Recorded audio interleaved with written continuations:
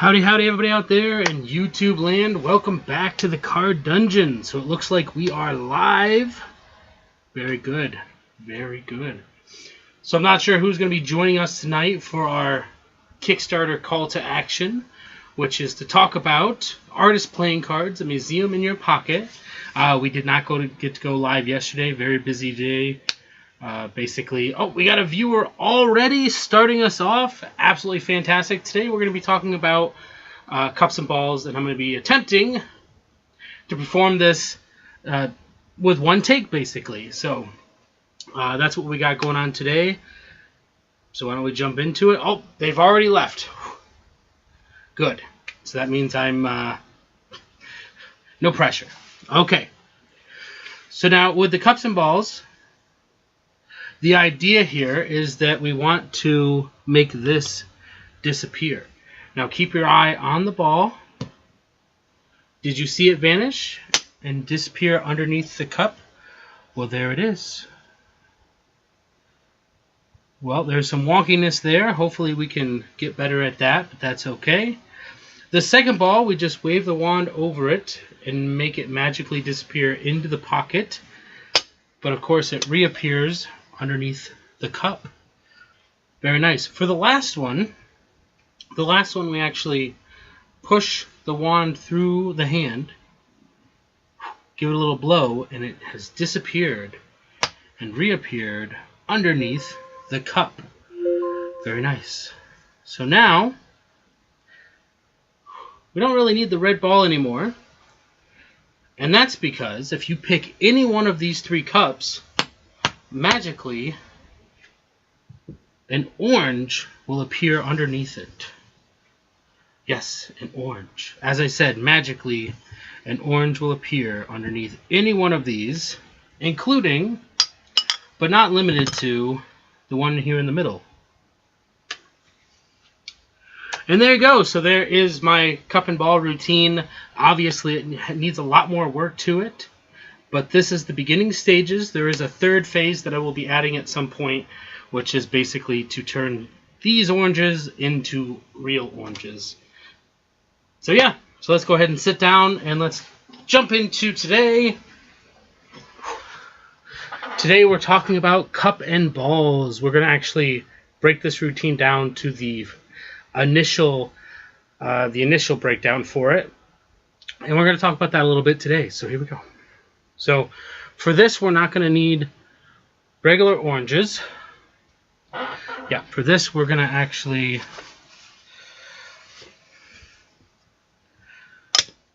The idea behind cup and balls, the cup and ball routine, the cup and ball mystery, is that you're creating this illusion, not illusion, which is... It is an illusion of sorts, but it's more of an illusion in the sense that you're trying to displace what people are seeing. But everybody kind of knows what's happening here. So let's say, for instance, you have the one ball here, and you want that ball to disappear.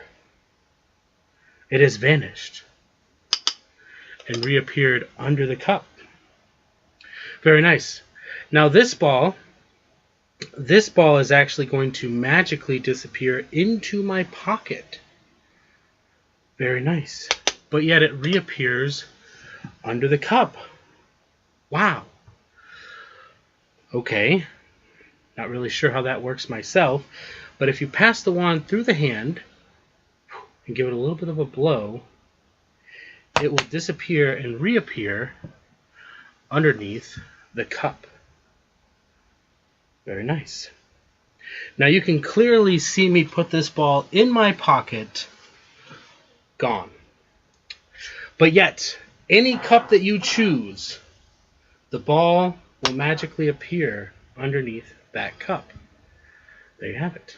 Okay? And then let's say you pick this one next. The ball has appeared under the cup. Let's say you pick this one next. The ball has appeared under the cup. Let's say you pick this one next. Nope, we've already got the ball from underneath that one. But the ball is here. The ball is here. And the ball is here. Now, what if we don't tap it? So for instance, let's say we don't tap this cup here. The ball is not underneath it. But if we tap this one, the ball is there. Very nice. Again, what if we don't tap it and we just pick it up? Very nice. Okay, this one we're going to tap it and the ball is underneath the cup. This time we're not going to tap it and it's not under the cup.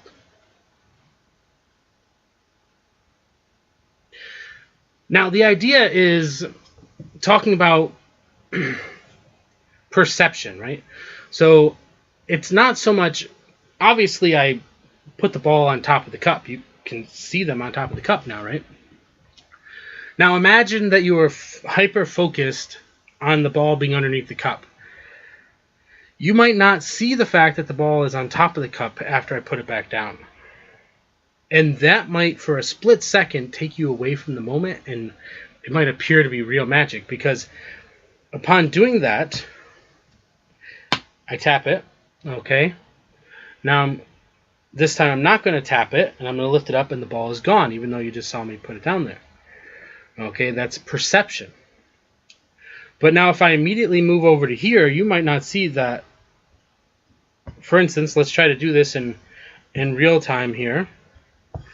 Now remember, it has to be perception of depth as well. So it has to be right in front of where it would be normally,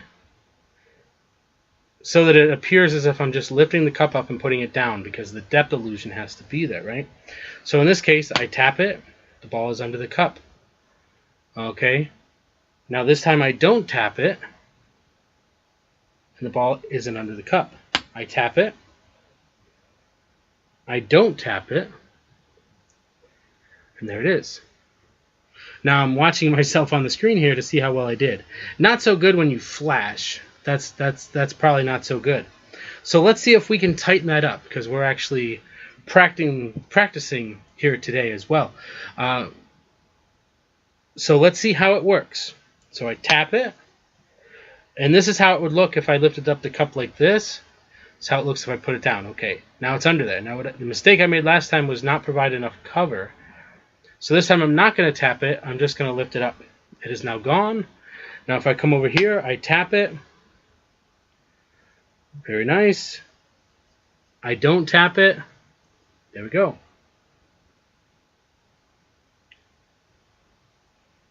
It looks pretty clean, but let's talk about the breaking of illusion, and here's where it's at. So based on what I can see on the screen here, is this depth illusion doesn't look too good. I lift the cup, I move forward, and I put it down. Not so good. If I actually tipped the cup up slightly towards you, then when I put it back down, I run the risk of doing something like this. Okay, but if I tip it towards you, you can still see it underneath there, but when I put it back down, now we've really created that illusion, and now I'm grabbing it like this and merely setting it on top without tapping it. And now that is fairly clean in that regard. So I think that's pretty decent, but the idea is to have the individual get caught up in the moment, and so they believe that that ball is, of course, gone. But if I don't tap, now it is on top. That's not terrible, but it's not great. So now, let's talk about the setup and the teardown for this, because it's not so much that we're doing a tutorial on the cup and balls. It's that because everybody knows how to do it. The idea is we're talking about perception. Perception is important. Okay? Just like if you wanted to perceive a beautiful deck of playing cards from Kickstarter, you can go check it out. There's 6 days left to go. Check it out by Andre Captain. Okay. So for the first step, you have to sell the illusion that the ball is the only ball in existence. Now, obviously, if I just brought this out here, you would have no reason to believe that this isn't the only ball, because you haven't seen the other ones yet.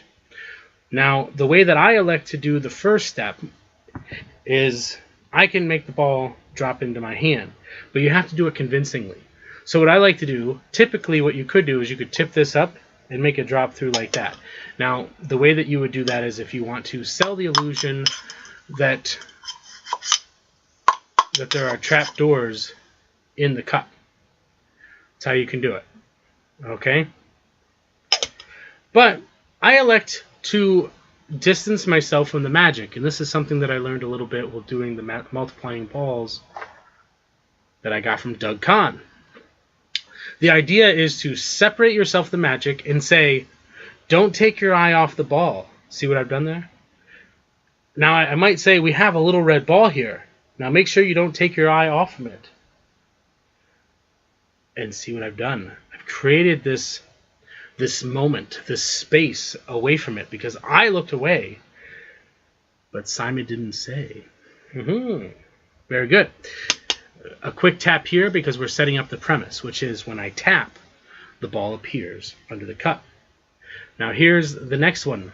Now, you might be wondering why I don't do anything fancy with this one and I just put it in my pocket. And the reason why that is, and I legitimately put it in my pocket, you don't have to. You could actually retain it and use it for something else. But the reason why I do it is for cleanup purposes. Okay? Now, in this case, normally you could just do something like that. I've tapped it and the ball has reappeared here. Now for the last one, you pass it through your hand. Again, putting all the attention over here. Tap. Now I've just changed hands. Okay? I've just changed hands, and you can put the wand down at this point, or you can hold it in your hand. Now you have this one. Again, you can put it in your pocket, or you can make it vanish in a different way, especially if you're going to lead into another round of pretty much anything, then you're going to want to retain it just like you would for that one. Okay, so now you're set up because it could be anywhere. Okay, because at this point you've just taken the one ball, you've made it disappear into your pocket, or you could do something of this nature. We're gonna make the ball disappear. Whoop. Whoop. It's hard to make that ball disappear, especially if you're trying to drop it on the floor. Anyway, we'll leave that there for now. So there's a ball here. And then basically I tapped it and the ball appeared. Now I have the ball here. Let's see if we can do it again. Make that disappear. Tap over here. There's that ball. We just want to move that out of the way. That's fine. Okay. The last one, let's see if we can make that disappear. 1, 2, 3. Oh, see, long hair doesn't really work too well when you're trying to do something like that. Obviously, it's a long wand. It's not going to disappear from view per se, but now it's up here. Boom. They look for a second up top there. So when you come back down, because they see the wand up there, grab in the hand. Okay, but it's still in the hand, right? So you're going to grab back up here and say, well, that wasn't really, much of anything. But did you see when the ball disappeared and reappeared underneath the cup? And so now you can go through that multiple times, and then at this point you can kind of move into something else as well, or you can just give them an option to pick a cup. Boom, ball's there. Boom, ball is there. Boom, ball is there. Now, I'm not looking to... I'd like to amaze you and wow you the whole time, but those are just ideas that you can put together. And so this being the cup and ball mystery, obviously, like I said, I need to refine my version and build on that as well. But this is a trick that will help you, especially if you're doing your coin work or anything like that. Cup and balls is really fun. You can do a lot with it. For instance, something to keep in mind here. Let's see if I can pull this off without being seen. I don't know if I can. Okay. Let's say we want to put the ball in the cup, right? Okay. So that didn't end up working out. Okay. So here we go. Let's say this. How many cups under the ball? How many cups under the ball? No, there's 2 cups under the ball. Haha, see what I did there? Very good. Okay. If we tap it, how many cups under the ball now? Nope, there's just 1. I don't know how the angles are looking on that, whether this is good or not. I just have to wait and see. That's just with the technology we have. That's not too bad. Again, this is the idea of leaning forward with perception. From a front angle anyway, not so good from the back. But now I can easily put the ball down, put that down here, and I say, okay, how many balls under the cup? Nope, just a cup. So again, that's something that I like to play around with for the sake of just practicing weird things, right? Because this isn't really something that you would think of to load, right? So even if you had something like this where you're like, oh, there is merely a cup under the ball.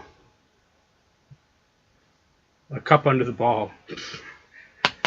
But I don't know. I mean, just in case you want to listen to some music, there's something else you can put under there. Let's see if that'll fit under there. Kind of. You could probably get away with it if you're well, it's a little bit too long. But that's kind of something to think about with the Mary Poppins idea, or more nowadays we're talking more Doctor Who TARDIS. It's bigger on the inside, you know. So cup and balls is a really fun thing to do. Now this set, both of these sets, this is a Murphy Magic set, but I purchased both of these through Doug Kahn at conjure.com. Got to give him a plug. Shout out to Mr. Doug Kahn. He is kind of my unofficial mentor of sorts, just because I absolutely love what he offers as a directional path. There's a lot of other people that I watch for inspiration. So cup and balls is something that isn't necessary for a card magician, but if you're going to be delving into other sorts of, magic, then I definitely recommend this. And it's a lot of fun. So yeah, don't forget why we're here. This is a Kickstarter. We're talking about the artist playing cards from let's cut that part out. Andre Captain, right? A museum in your pocket. Okay, we need to drive up those numbers. So yeah, that's all I have for you today. I did miss that live yesterday, but that's okay. We had a beautiful live today. Somebody jumped on, and there's another person here. I'm so excited to have a person here. I get so excited, and then I scare them away because I keep talking about that. So this is coming. See, they left again because I scared them away. So sorry. Don't mean to scare you away. We're going to hang out here for another 2 minutes because I do like to hit that 20 marker. While we're doing that, we're going to actually fix some stuff here. Let's see. There we go. Yeah, we're just doing cup and ball mystery today. Just something fun that we can play around with and just practice. It's good stuff. It's good stuff. Tomorrow, let's talk about what we're going to be doing tomorrow. We're going to be doing the part 2 to Sponge Sorcery. We're going to go back to the Mark Wilson book, and we're going to be learning some more from the Sponge Sorcery. Hopefully we make it through the rest of it, but I don't know. That trick is beautiful. You can check out on the channel the little short snippet video that we did pertaining to Sponge Sorcery, as well as go to the deeper end and follow along to learn with us. It's not a great video considering that it's over 20 minutes long like these lives. These lives are more supposed to be interactive, but they just turned into me talking to myself because I'm lonely, so lonely. I haven't done any singing on the channel lately. I wonder, just because there's nobody here and we're almost at time. Let's see if I've actually been working on anything music-wise. Nope, that's not music. Let's see. A little snippet here. Listen to this magic rap, and don't forget to close that pinky gap. We got your brains under submission, so just tap and watch it all go back with a simple snap. So that's kind of the stuff that but I've already done that. I thought I was working on some other ones. Let's see here. Racing against the end of times, feeling all the regrets of all my little crimes, decided to do it with these creative rhymes at the end of all my lines. It's the light that blinds, I look for all the right signs to turn away from all the landmines. How am I going to pay all these fines? Now my hands have these binds, I'm crying. Used to be a lion, sighing, and now I'm signing, looking at the timing. I could have been better, but now I'm whining. Yeah, some of these I don't know really where they're going. I just kind of mess around with the stuffs.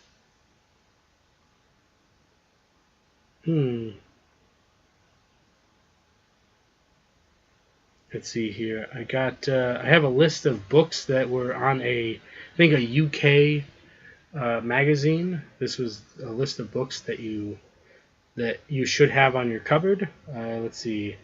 1, 2, 3, 4, 5, 6, 7, 8, 9, 10, 11, 12, 13, 14, 15, 16, 17, 18, 19, 20, 21, 22, 23, 24, 25, 26, 27, 28. So I think there's 28 things on the list, but some of these have multiple volumes.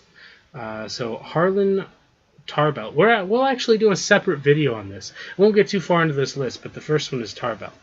Because I think it's important that people know what they should be getting into, and we'll do this now. We'll actually end this live, and we'll do a video for you guys, and these are the books that you should have according to this UK article. Some of these I already have. Some of these you're probably never going to get just because they're out of print. But we'll talk about them, and we'll see if we can find them on the interwebs. So that'll be fun. Thank you guys for joining me for this awesome live, or at least the 2 people or 1 person that jumped on and got back off again. I need to start advertising these so people know that I'm doing them.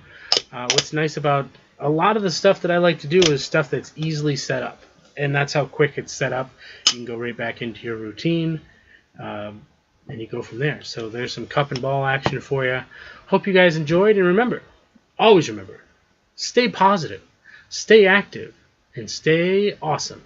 And we'll see you in the next one.